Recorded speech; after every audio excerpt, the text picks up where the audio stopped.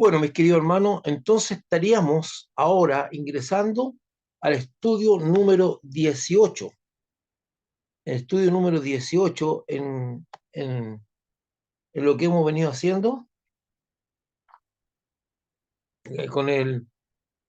con el andar, digamos, de este desafío de ir comprendiendo lo que dice la palabra de Dios a través del libro de los Hechos, de Efesios, perdón. Yo estoy ando pegado con el libro de Hechos.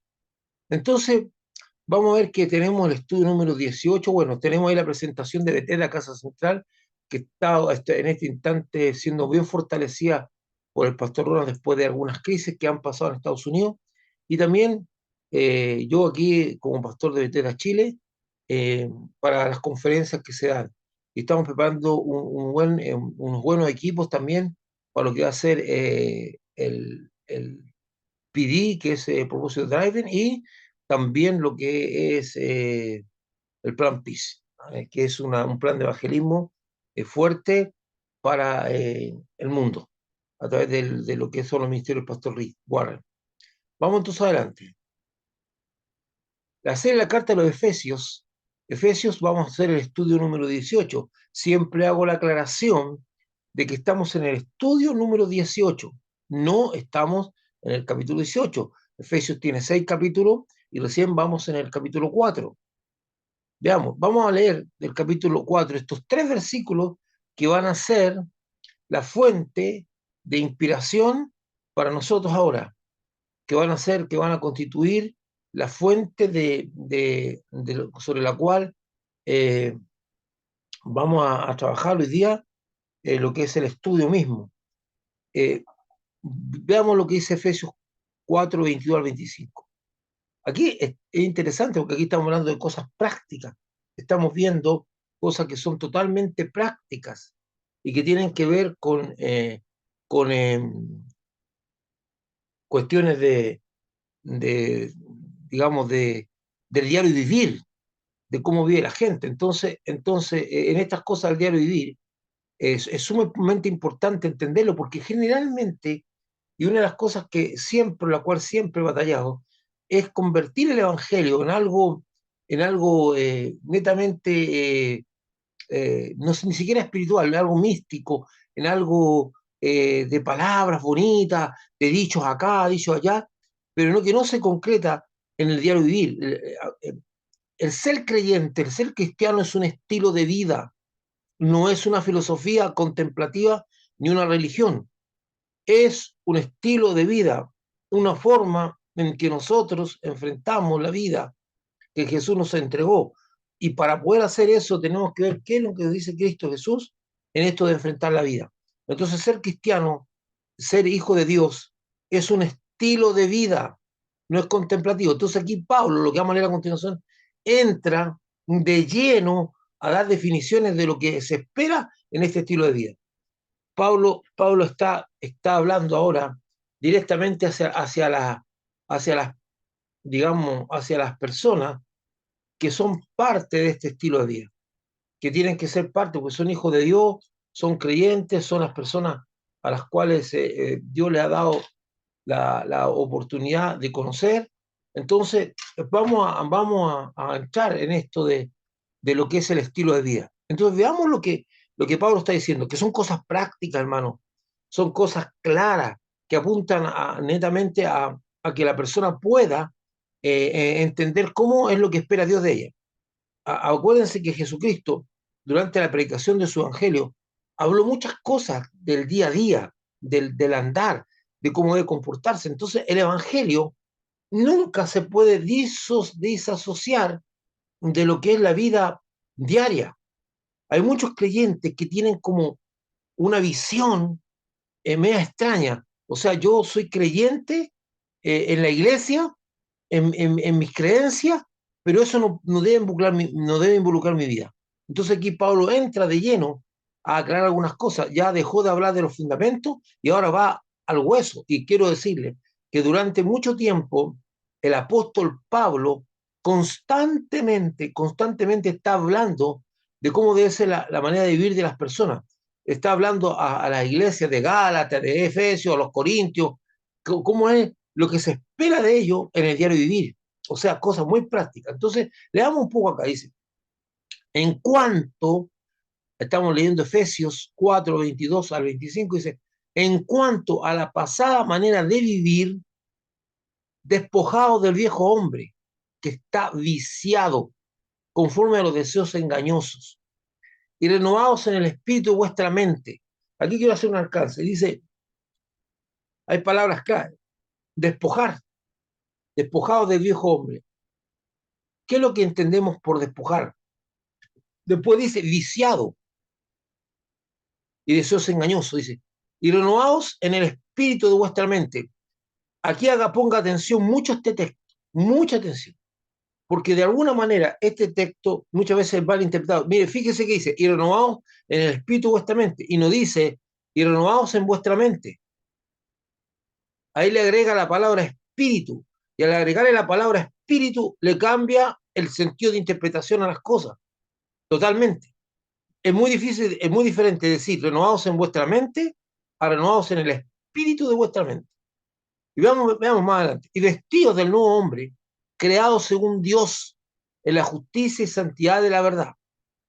O sea, para poder vestirse hay que desnudarse, hay que estar sin ropa. Uno, normalmente, aunque hay gente que lo hace, normalmente uno no se pone ropa sobre ropa.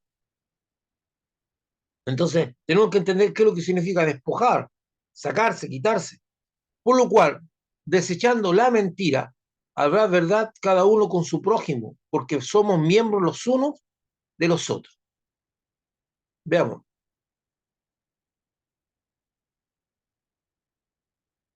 El Evangelio de Jesucristo está destinado a ser el elemento renovador y transformador más poderoso y grande que el hombre haya conocido, definitivamente.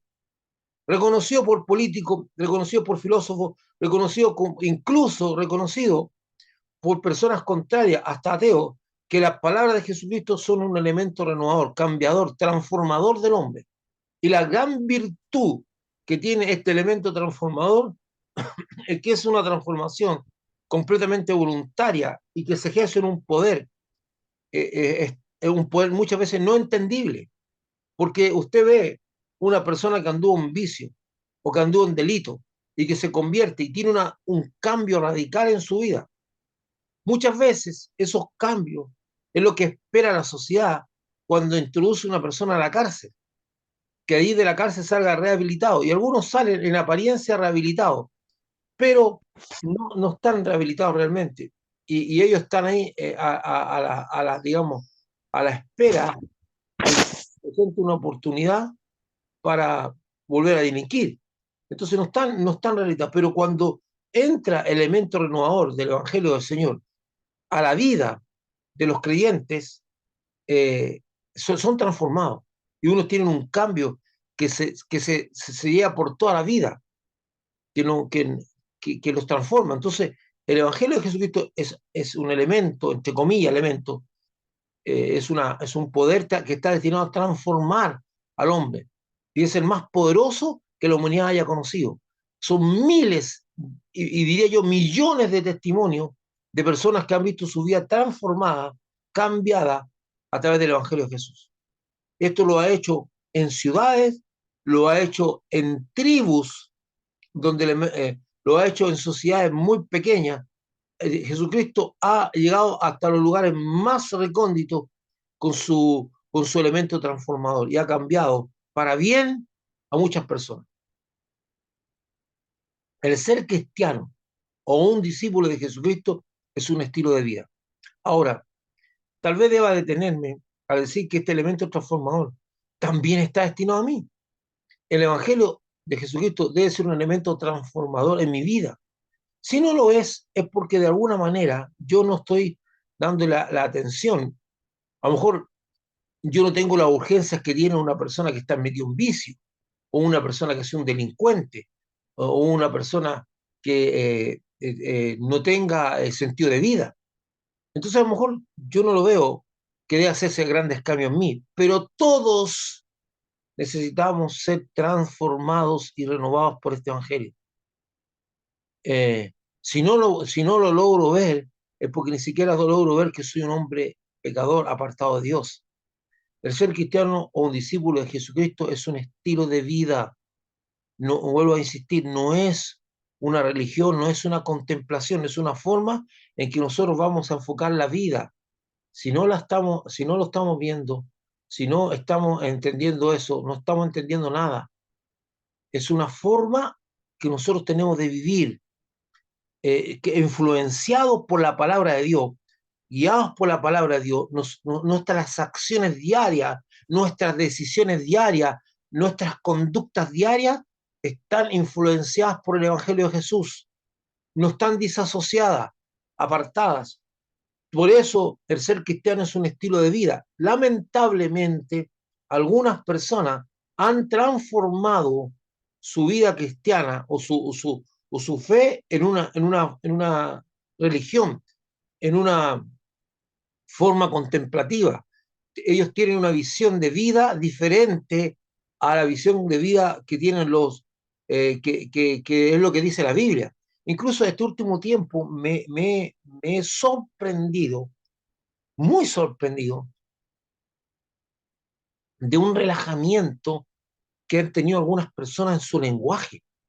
De hecho, he estado de repente encontrándome con creyentes que en su lenguaje natural hablan con groserías, con garabatos, no, con lo que nosotros generalmente nos estilamos a hacer uso de ciertas palabras que tienen una connotación grosera o tienen una connotación ofensiva, porque no creemos que debe ser la forma de que nosotros debemos expresarnos.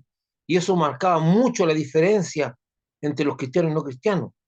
Pero ahora he notado en el lenguaje normal de algunos creyentes una forma de hablar bien eh, que tiene una forma de ser del mundo, no respetando ciertas cosas. Nosotros no usamos ciertas palabras, aunque sean chilenismo, porque tienen una connotación de doble sentido o grosera.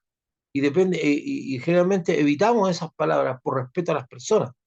Incluso algunas son realmente algunas de ellas son casi blasfemas. Entonces, he notado esa forma de ver. Bueno, ser cristiano es un estilo de vida, no es una religión. Entonces, hay personas que tienen una conducta en la iglesia, entre medio de los miembros de la iglesia, en su casa son un desastre o en sus trabajos también. De hecho, hay mucha gente que se burla de algunos creyentes que saben que son asisten a la iglesia y su comportamiento en el campo laboral es completamente contrario a lo que se espera. Porque el que no es creyente, el que no ha aceptado a Cristo, el que no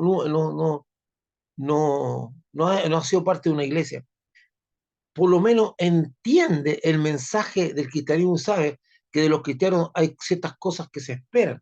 Por ejemplo, ellos esperan que un cristiano no sea un borracho, ¿verdad? Incluso algunas veces más esperan que ni siquiera beba, también no fume, que no contamine su cuerpo, que no use palabras groseras, que sea una persona honesta, que su palabra sea una palabra de verdad.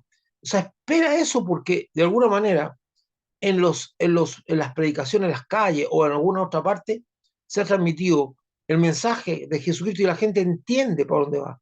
Además, no podríamos decir que la gente ignora el Evangelio de Jesucristo en sí mismo, porque cada vez que llega a Semana Santa, las, las, los canales de televisión se llenan con programas sobre la vida de Jesús y algunos transmiten algunas películas del Evangelio de Cristo bastante buenas y bien aterrizadas a la Biblia.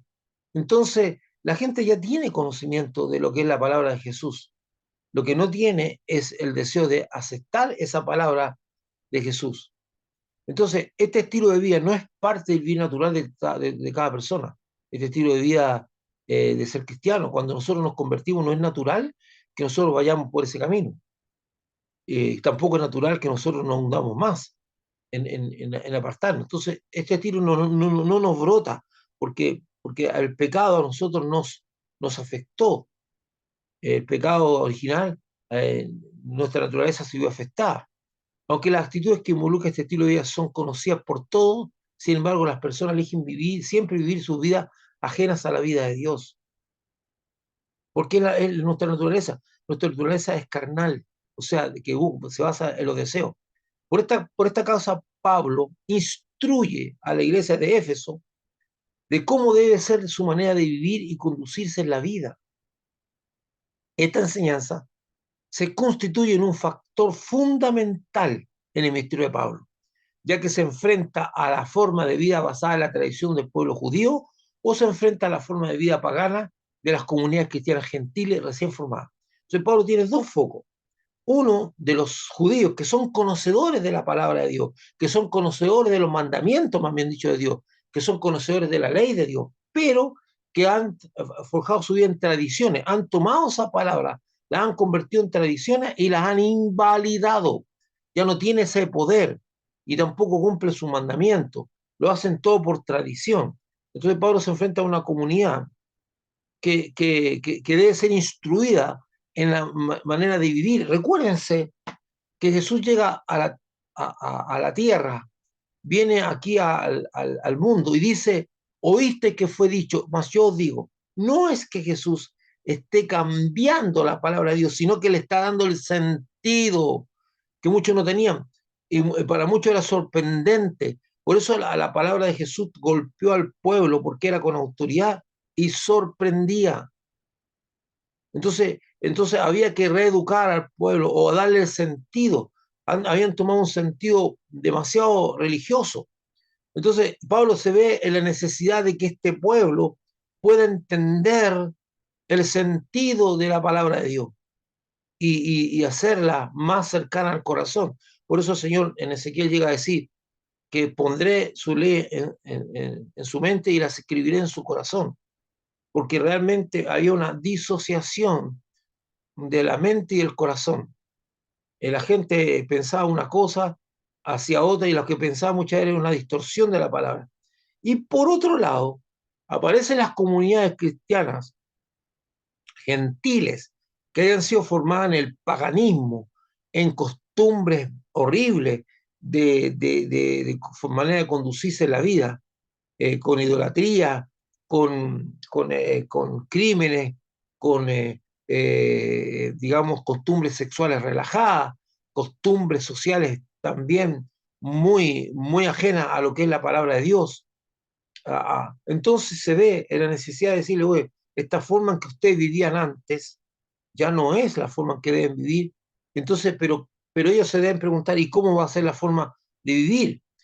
Les debo recordar que para lo que para usted y para mí es muy evidente, que la Biblia, la palabra de Dios donde la leemos y podemos instruirnos, para esas personas no había nada de eso.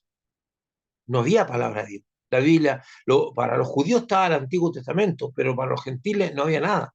Por eso las cartas de Pablo, las cartas de Pedro, los escritos que se empezaron a hacer y que llegaron a estas comunidades, empezaban a ser de mucha bendición y principalmente eran guiados por el Espíritu Santo en las cosas básicas. Empezaron a sentir carga espiritual en su corazón por ciertas actitudes, ciertas conductas. Entonces, ¿qué es lo que pasa? Que estas comunidades no tenían nada en qué basarse para ver cómo iban a afectar la vida ahora, de qué manera iban a hacer las cosas ahora. Entonces Pablo se ve en la necesidad de instruir a estas personas en esta nueva vida. Entonces vamos a Efesios 4:22. En cuanto a la pasada manera de vivir, despojados del viejo hombre que está viciado conforme a los deseos engañosos, que es lo que estábamos hablando de la naturaleza carnal, eso que nos produce placer, eso que nos produce, para allá es nuestra tendencia, todo lo que no es grato, aunque no sea bueno para nuestras vidas. Entonces veamos, la conversión a Jesucristo constituye un punto de inflexión. ¿Qué es lo que es un punto de inflexión? Es un punto de cambio de dirección. La inflexión es cambio de dirección. Entonces, el momento en que nosotros nos convertimos se constituye en un punto de inflexión, porque esto nos sigue una línea recta. No es que nos convertimos y seguimos con nuestra forma de vivir como si nada hubiese pasado, no. Al convertirnos al Señor, al ser consciente de la palabra de Dios, eso inmediatamente crea en nosotros, en nuestra mente, en nuestro espíritu, en nuestro corazón, un sentido de vida nuevo. Ya no podemos mirar las cosas como las mirábamos antes, ni podemos encontrar normal lo que antes encontrábamos normal y que es contrario a Dios.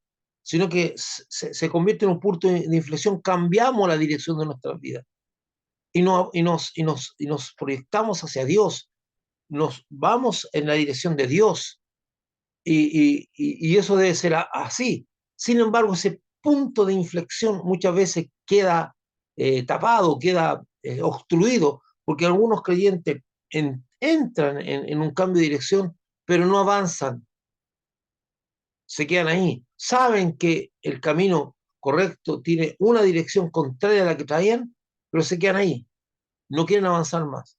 Algunos que siguen con sus costumbres antiguas, y les gusta seguir viviendo así, pero no es lo que Dios, lo que Dios quiere para nosotros. Entonces, el convertirse al Señor, el entregar su vida a Cristo constituye un punto de inflexión. Eso es un cambio de dirección en nuestra vida, en la vida de todo creyente, que según Juan en el capítulo 1 de su evangelio lo llama el nuevo nacimiento. Así le llama Juan. Es eso ese cambio de dirección que emerge conjuntamente con el hombre antiguo un nuevo hombre, creado según la imagen de Dios. A partir de ese momento, dos naturalezas luchan en el creyente. El viejo hombre, no está hablando de hombre como hombre físico, es la naturaleza del hombre, sea hombre y mujer. Dice el viejo hombre sin Dios y el nuevo hombre nacido de Dios. Ahora Pablo exhorta a los hermanos a dejar de lado al viejo hombre, la antigua naturaleza, que era la que controlaba la forma de vivir del creyente. Despojar, según la RAE, o sea, Pablo está diciendo y está llamando a los hermanos a dejar al viejo hombre, o sea, dejar las prácticas del viejo hombre, empezar a desvestir a ese viejo hombre, a sacarle los elementos que lo hacen fuerte, que arropan a ese viejo hombre, a despojarlo, a dejarlo sin lo que necesita para poder mantenerse fuerte.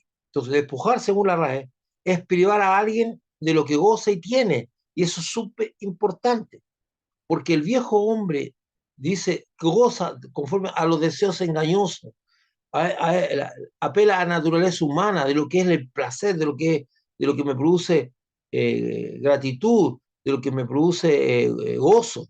Entonces, despojar según la RAE es privar, la Real Academia Española, es privar a alguien de lo que goza y tiene, desposeerlo de ello con violencia. O sea, es despojar.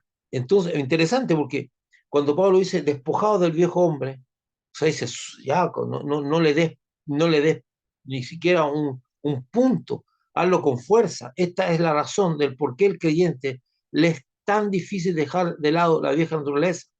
Y se debe a que la vieja naturaleza hace gozar en la carne al creyente, mientras que la nueva naturaleza lucha por agradar a Dios y cumplir sus mandamientos. Porque nosotros los creyentes estamos sometidos a una lucha permanente contra la naturaleza, nuestra naturaleza humana, que gusta de gozar de la carne, de los deseos de la carne, de los deseos de mi yo, de lo que me produce placer. Entonces, pero la nueva naturaleza está en lucha por agradar y cumplir su mandamiento. Y esto no lo dijo Jesús, porque dijo que el camino sobre el cual nosotros transitamos es angosto y difícil de transitar, y el camino que lleva a la perdición es ancho y espacioso. Entonces ya se nos dijo que la cosa se nos ponía difícil, ¿verdad? Pero es así. La nueva naturaleza lucha por agradar a Dios y cumplir sus mandamientos. Y en esta lucha Dios se agrada. Porque todo aquel que por agradar a Dios se somete a su propia carne, está agradando a Dios, está siendo a los ojos de Dios una persona eh, que deleita el corazón de Dios, porque Dios sabe nuestras luchas, conoce que nuestras tendencias son más a la carne, al pecado, que a la justicia. Y veamos un poco más, este despojo es violento, es decir, obligando la voluntad y con resolución. O sea, no se trata de negociar con la carne, ¿verdad? Porque hay gente que dice, no, esto lo vamos a hacer de esta manera, poquito a poquito, lo vamos a hacer tenemos que ser razonables. No, no, no. Aquí, en este despojo es violento, es decir, obligamos a la voluntad y con resolución. El viejo hombre está viciado. ¿Qué es lo que es viciado? Dañado, corrompido física y moralmente. El viejo hombre está viciado, conforme a los deseos engañosos. Dice, veamos un poquito, viendo hasta, dice, despojado viejo hombre que está viciado. ¿Y qué es lo que es viciado?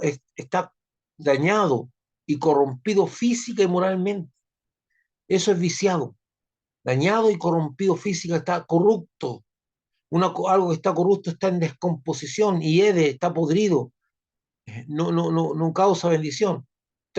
Las personas tienen un efecto muy interesante porque mientras están gozando del placer que brinda la vida del viejo hombre, llega un punto en que esta vida, que la corrupción de esta vida, de lo corrupto que es esa forma de vivir, o la persecución de esos deseos engañosos, que al final te empieza a afectar el alma, a podrirte a ti mismo, a corromper tu ser, y la gente se ve afectada como es como unas consecuencias después de una gran farra, una gran resaca. Eso es lo que pasa, una resaca tremenda que tienen las personas una vez que han salido esto. Entonces, y la forma que mejor representa su forma de vivir son las obras de la carne. Este ser viciado y corrupto son las obras de la carne que anuncia en Gálatas 5, 19, 20, y la vamos a recordar. Dice, y manifiestas son las obras de la carne, que son adulterio, fornicación, inmundicia, lascivia, idolatría, hechicería, enemistades, pleitos. A ver, algunas de estas cosas son las con las cuales están luchando algunos creyentes. Adulterio, fornicación, inmundicia, lascivia, idolatría, hechicería, enemistades, pleitos, celos, iras, contienda, disensiones, entonces, enemistades, herejías, envidias, homicidios, borracheras, orgías y cosas semejantes a estas, acerca de las cuales os amonesto, como ya lo he dicho antes, que los que practican tales cosas no heredarán el reino de Dios. Entonces, cuando estamos hablando del hombre viciado, que dice que está viciado, dañado, esto es el mejor ejemplo de lo que ese hombre practica o anda. ¿Cuáles son los vicios? ¿Cuál es lo corrupto? Lo que está corrompiendo es esto. Después dice, y renovados en el espíritu de vuestra mente. Y aquí voy a hacer un alcance súper importante. Este texto puede ser muy revelador para usted en su vida, de mucha bendición. Este texto lleva oculto una palabra de bendición tremenda. Lleva detrás de eso una revelación que si usted la logra gastar, va a ser de mucha bendición para su vida. Y lo para que usted pueda entender dónde está el punto de la revelación, lo voy a leerlo de dos maneras. Una como lo dice ahí y otra como no lo dice. Dice, y renovados en el espíritu vuestra mente. Y lo voy a leer de otra manera, y renovados en vuestra mente. O sea, en un momento le quito el espíritu y le pongo renovados en vuestra mente. Pero aquí dice renovados en el espíritu de vuestra mente. La palabra espíritu, como ya se lo he dicho antes, es fundamental. Este es uno de los textos más ricos en contenido y uno de los más practicados para enfrentar la lucha y vencer, y uno de los más prácticos para enfrentar la lucha y vencer la antigua naturaleza. Aquí hay un secreto muy grande que te puede aliviar mucho la vida para enfrentar la antigua naturaleza. El texto dice, renovados en el espíritu de vuestra mente, y no dice renovados en vuestra mente. La palabra espíritu marca una tremenda y gratificante diferencia. Ponga por favor atención. El espíritu es algo que le da vida o sentido a algo, ¿verdad?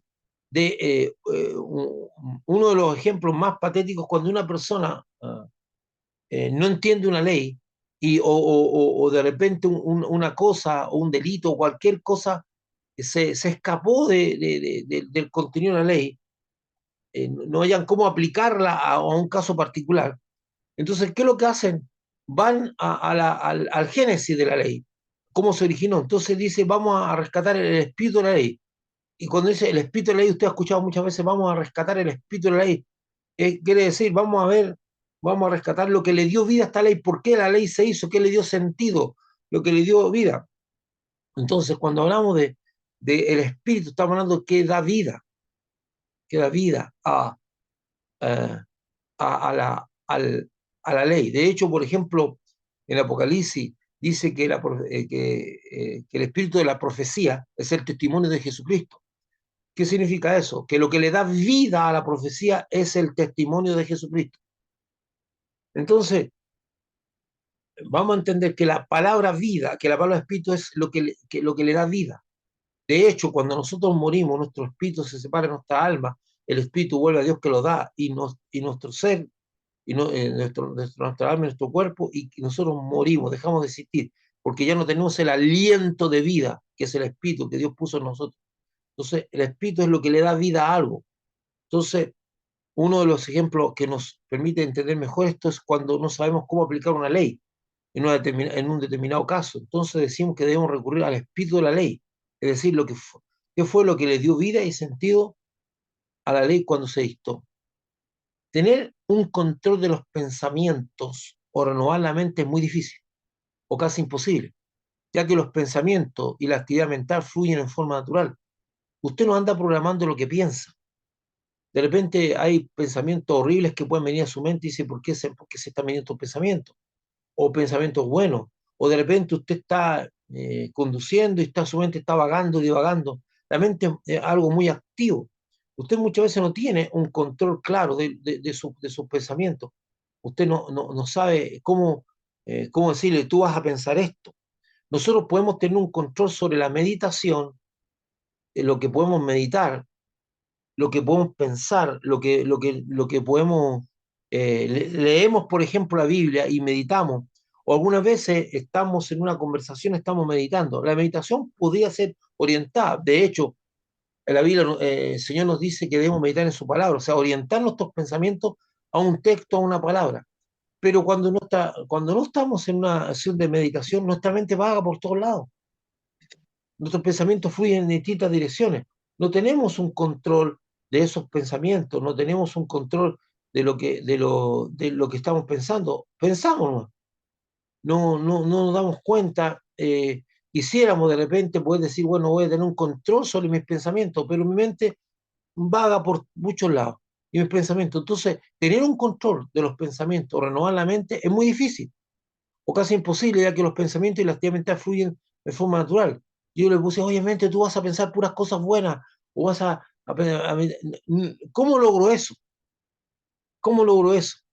¿Cómo logro poder hacer que mis pensamientos tengan una dirección determinada y que todo el tiempo estén fluyendo en la dirección que yo quisiera, que sea buena? No lo hago. Entonces, cuando Pablo dice, renovados en el espíritu vuestra mente, da la clave, hermano. Esto es una tremenda revelación, una gran revelación que se la voy a transmitir, ya se la había dicho antes, pero ahí está la clave. Cuando Pablo dice, renovados en el espíritu, justamente lo que está diciendo es renueva lo que le da vida a tu mente, lo que es mucho más fácil de hacer. Entonces Pablo dice, renovados en el espíritu vuestra mente. No está diciendo, renuévate en el control de tus pensamientos. Él sabe y Dios sabe que tú no tienes control sobre tus pensamientos, pero sí tú tienes control sobre lo que le da vida a tus pensamientos. No, nuestra actividad mental está ligada, muy ligada al uso de nuestros sentidos. La mente almacena lo que ve, almacena lo que oye, almacena lo que tú dices, lo que tú hablas, almacena cosas. Y con esas cosas, normalmente es como está manejándose la mente. Entonces, cuando la Biblia dice renovados en el espíritu vuestra mente, dice renueva lo que le da vida a tu mente. Veamos un poquito más. Pero ¿qué es lo que le da vida a la mente? Es lo que vemos, lo que leemos, lo que escuchamos, lo que hablamos y otras cosas más. Por lo cual, si lo que leemos, escuchamos, vemos es basura, nuestra mente estará viciada. Más si lo que vemos, leemos y escuchamos es edificante, nuestra mente se renovará.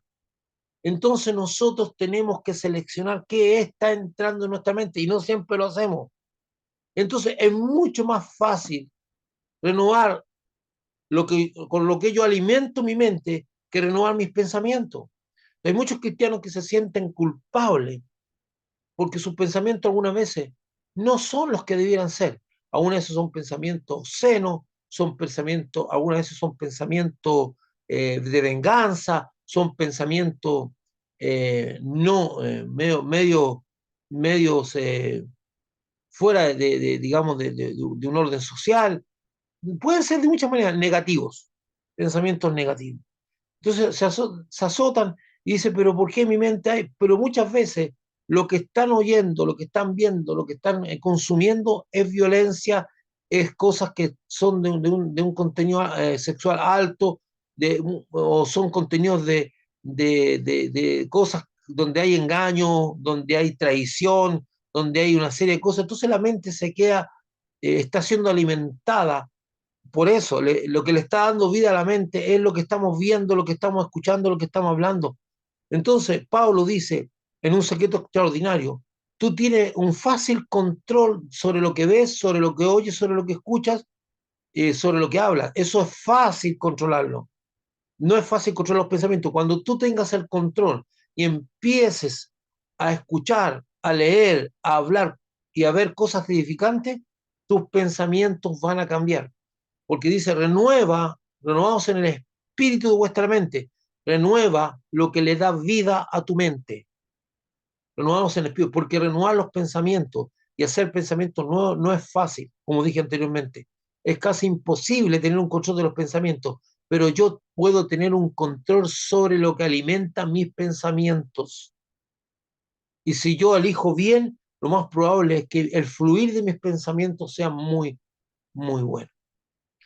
Entonces, este texto que acabamos de ver recién es una clave, es muy cortito y renovados en el espíritu de vuestra mente, es un texto que tiene una tremenda bendición y es tremendamente liberador, porque ya no pone la carga de tener que tener un control sobre mis pensamientos, el cual no puedo, pero sí un control sobre lo que alimenta mis pensamientos.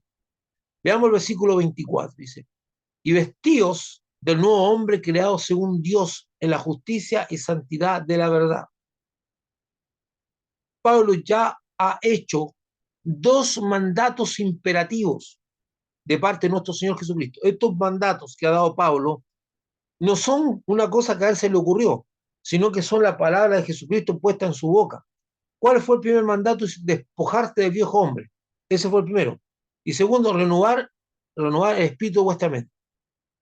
No lo está diciendo, hermano, si ustedes quieren, dice, despójense del viejo hombre. Entonces es una orden imperativa. Y ahora añade, vestidos del nuevo hombre.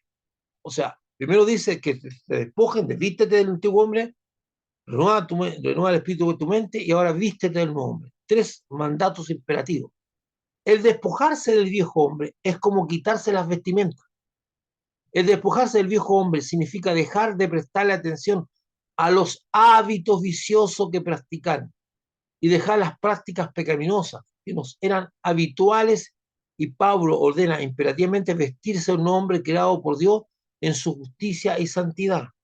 Entonces yo dejo de prestar atención a ciertas cosas, hermano. La Biblia dice tan claramente, todo me es lícito, mas no todo conviene. Todo me es lícito, mas yo no me dejaré dominar por ninguna cosa. Eso dice la Biblia. Entonces hay momentos en que ciertas prácticas corrompen nuestras vidas. Alguna de esas prácticas puede que a los ojos de las personas no sean las mejores, o sea, no sean malas, pero hay algunas cosas que tenemos que dejar, prácticas y costumbres o formas que son del viejo hombre y que realmente nos mantienen apegados a la antigua naturaleza. Hay momentos en que tenemos que dejar incluso amistades, incluso hay personas, por ejemplo, que de una cosa que es recreativa se transforman en un vicio. O de ambientes que no son buenos. De repente me junto con mi amigo a tener una conversación, un juego, y al final se transforma en una tomatera donde sale ebrio la persona o donde la persona empieza con el calor del vino o del alcohol a hablar de una manera que no debe o a aceptar cosas que no deben aceptarse. Entonces, esas prácticas, a lo mejor, bueno, si esto es un juego inocente, es una junta, hay momentos en que uno tiene que dejar esas cosas.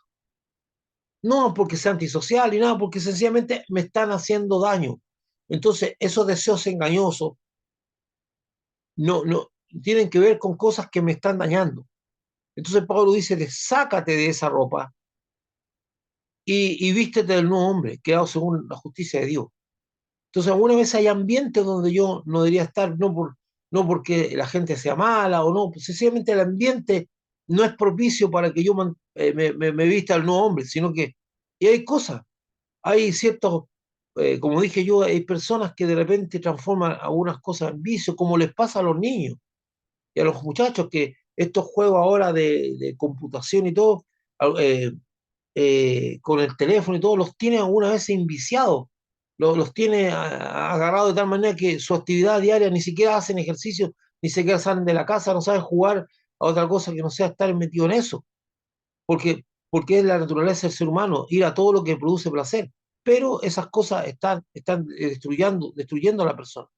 Entonces, Pablo, para él es imperativo vestirse del nuevo hombre, que fue creado por Dios en su justicia y santidad.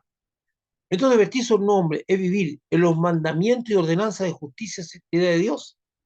Es usar nuestra mente para meditar en ellos, comprenderlos, deleitarnos y obedecerlos. O sea, cuando nos vestimos de un hombre, estamos vistiendo el hombre que va a vivir en los mandamientos y ordenanzas de justicia y santidad de Dios. Justicia, acuérdense que la justicia de Dios no es nuestra justicia. La justicia de Dios está determinada por su palabra y por sus mandamientos y sus ordenanzas, que están muy bien expresados en el Evangelio. Y la santidad de Dios es apartarse de todo aquello que pueda ofender a Dios, de todo aquello que pueda ofender a Dios. Entonces, escuche esto. La Biblia dice ser santos, porque yo soy santo, como yo soy santo. Entonces, ¿cómo es santo Dios? Entonces, cuando yo soy santo, no sé, la santidad o apartarme es que yo hago todo lo que le agrada a Dios y no hago nada de lo que les agrada a Dios. Entonces, eso es manejarse la santidad de Dios. Me aparto para agradar a Dios.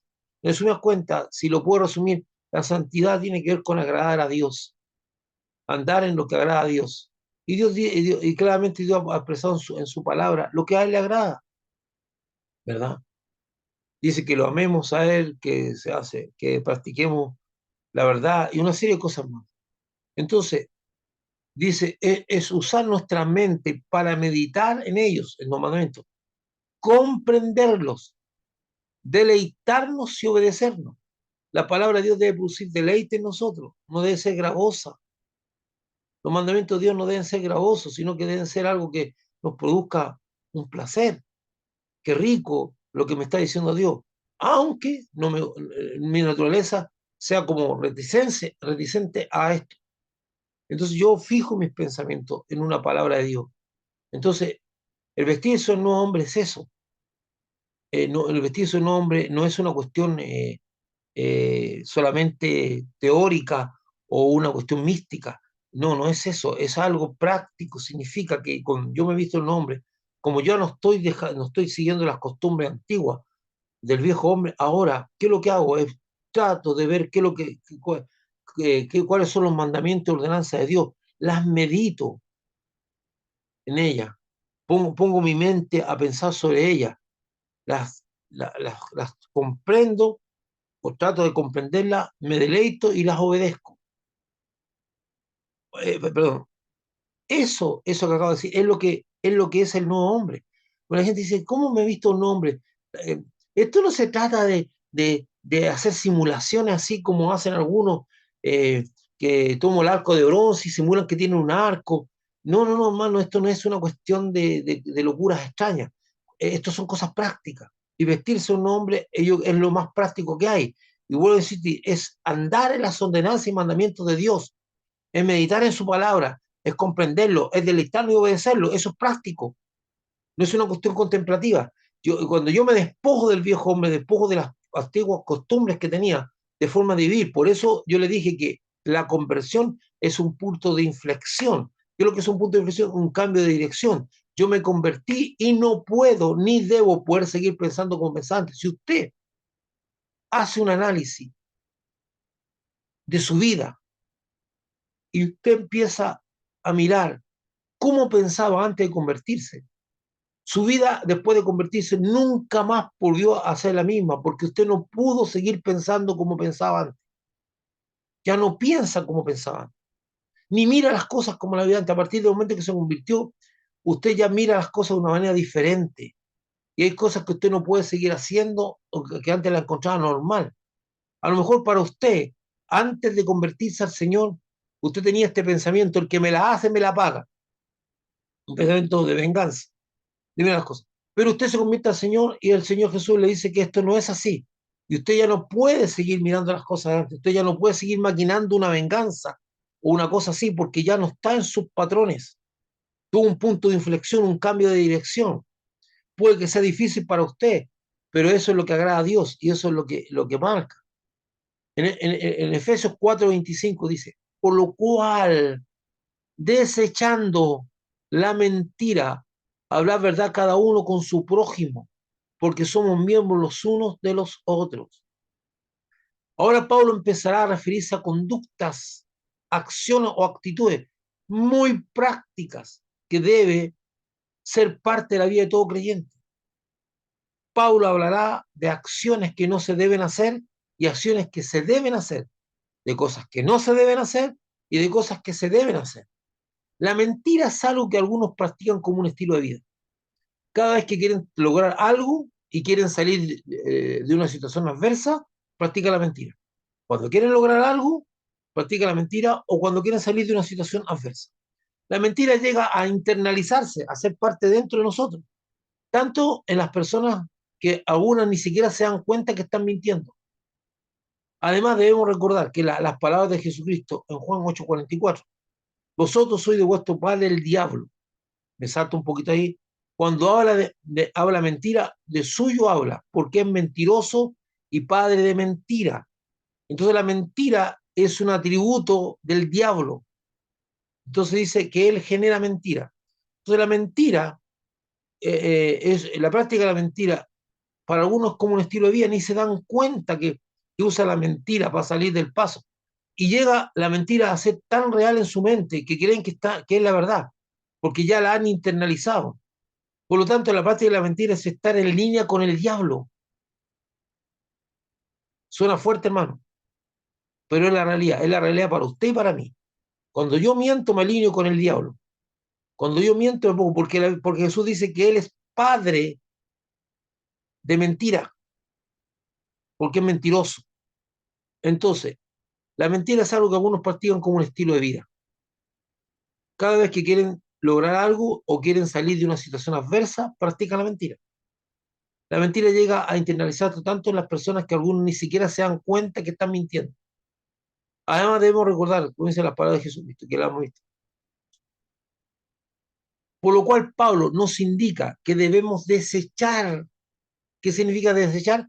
Menospreciar, desestimar, hacer poco caso y aprecio. O sea, debemos sacar de nosotros, desestimar, menospreciar la mentira. La mentira y relacionarnos con la verdad, con nuestro prójimo, porque somos miembros del cuerpo de Jesucristo. Y en el cuerpo de Jesucristo no debe haber mentira en la relación de los miembros del cuerpo. No debe. No debe. No significa que no la haya. La hay porque la naturaleza humana muchas veces está ahí, pero Pablo dice que no debemos relacionar. La verdad, el texto es claro, dice: por lo cual, desechando la mentira, hablar verdad cada uno con su prójimo, porque somos miembros unos de los otros. Entonces, en estas sociedades gentiles, en estas iglesias emergentes, en estas comunidades cristianas, todas estas costumbres estaban para la sociedad pagana de Éfeso. Tal vez la mentira era algo que se aplaudía. O sea, uy, qué buen engaño hizo esta persona, aplauso. Qué buena mentira se tiró y todos le creyeron, aplauso. Pero no es eso. No estamos mirando la mentira como una virtud. que para ellos es una virtud. De hecho, hay algunas sociedades indígenas, por lo que yo he sabido, que mentir es una virtud. Y no, para nosotros no es una virtud, la mentira es algo contrario a Dios. Entonces Pablo dice, desechando la mentira, o sea, saquémosla, consideramos algo que no es bueno, porque para esa gente internalizada, que tenía en su mente, decía, bueno, la mentira es una parte de eso. De hecho, para que usted sepa, hay algunas personas que están en la política o que están en los negocios que consideran que mentir es parte del juego, es parte de lo que se hace. Pero para nosotros los cristianos la mentira no debe ser una virtud, ni lo es algo negativo, es algo viciado, es algo contrario a Dios, es parte de la obra del diablo. Y ustedes se dan cuenta que en estos tiempos nuestra sociedad usa la mentira, el engaño, como algo natural. Siempre las personas están diciendo cosas que no corresponden y algunas veces a sabiendas. O este último tiempo se crean mentiras y se transmiten y la gente las repite como si fueran verdades. Se expanden por las redes sociales mentiras y la gente las toma y las repite y las da como argumentos. Bueno, estamos en una sociedad que le rinde culto a la mentira. Entonces, Pablo dice que debemos echar porque somos parte del cuerpo de Cristo y en el cuerpo de Cristo no hay cabida a la mentira, no hay cabida. Entonces, mis queridos hermanos, eh, el estudio del libro de Efesios por ahora llega hasta aquí. Hasta aquí nosotros estaríamos viendo los versículos y para rescatar algunas cosas. De lo que hemos visto, usted se da cuenta que Pablo entró en tierra derecha ahora para instruirnos en cosas muy prácticas. Pero de todo lo que hemos visto hoy día, quiero que usted tome ese asunto de darse cuenta que si usted quiere y necesita tener una renovación de su mente, usted no debe luchar contra sus pensamientos y porque esa batalla no la va a ganar. Su mente va a divagar por todas partes. Lo que usted tiene que hacer y ponerse en clara postura o ponerse en una decisión clara es decir que yo debo renovar, debo cambiar qué alimenta mi mente y sacar toda aquella cosa de mi vida que va a llevar a pensamientos que no corresponden. Por eso dice, renovados en el espíritu de vuestra mente, renueva lo que alimenta tu mente. Creo que eso es lo más importante y que podemos rescatar hoy día y que es una tremenda bendición para nuestras vidas.